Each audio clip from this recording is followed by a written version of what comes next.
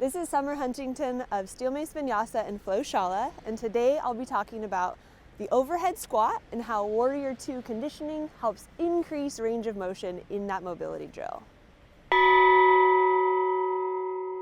Most people are over-specialized in heaving and surging patterns. So what that means is most people, they squat with load or without load, or they lunge forward and backward. So we can lunge forward and backward. A lot of my students come to me and they want to increase their range of motion in the overhead squat. A solid overhead squat with full range of motion looks like this. You're able to move beyond 90 degrees, arms stay straight, body stays upright, shoulders engaged, and elbows straight. Steel Mace Vinyasa allows you to address the hip mobility aspect of the overhead squat.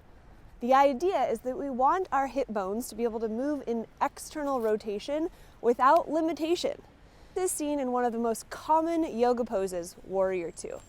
In a Warrior 2 position without load, generally the feet are perpendicular, the two heels are in a line, ideally the front leg is bent, your knee is stacked directly over your ankle, and your back leg is completely straight here.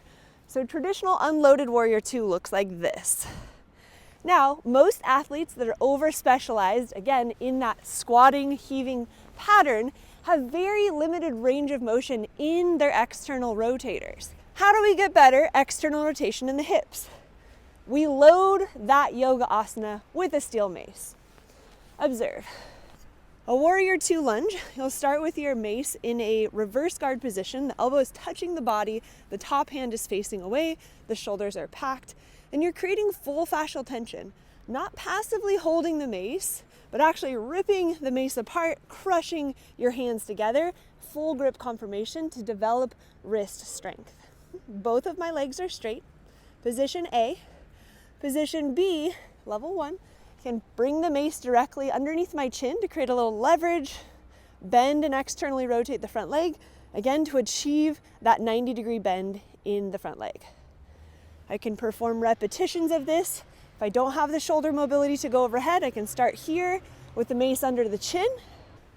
Eventually, I can work into pressing the mace up and overhead to train my thoracic spine to be an extension as I approach this posture. And the second piece is moving into what's called Skandasana. In a Skandasana unloaded, it's basically a Cossack squat. You're bending your back leg and you're going beyond 90 degrees all the way down. Most folks lack the hip mobility to even get close to that without their heel lifting. So what do? We train the open hip conditioning drill with a light load. This is a 7-pound mace. I can press my mace out to two-handed flag and approach a Skandasana. Maybe I'm starting high at first. And what happens is I start to build both strength and stability in the end range of motion of the yoga asana. When I pair those two things together, I can move into a Warrior 2, training the front leg. Notice my front legs have to achieve a greater range of motion in hip rotation, external rotation. And then here, I'm loading my outside leg, going beyond 90 degrees, training stability and strength at the end of the posture. This is a pretty complex movement for most folks, so I definitely recommend starting with them individually. The Warrior 2 lunge, static. The Warrior 2 to Skandasana, or even just single Skandasana reps. And eventually over time, you can train both of those together. Warrior 2 to Skandasana. If your objective is to increase hip external rotation range of motion, observe the overhead squat again. We want to achieve a greater degree of knee flexion and hip flexion as I approach the squat.